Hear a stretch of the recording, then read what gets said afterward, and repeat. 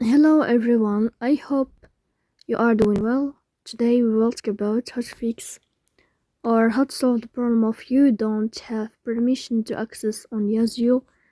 You click on settings. In this page you will click on apps, default apps, app settings. In this page you will scrolling down until you find this application of Yazio and you will click. Here in this page of app info you will click on first stop and you will click OK. After that you will enter to the window of storage.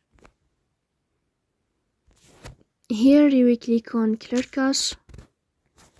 Then you will go to Play Store and then you will update your app. So please don't forget to support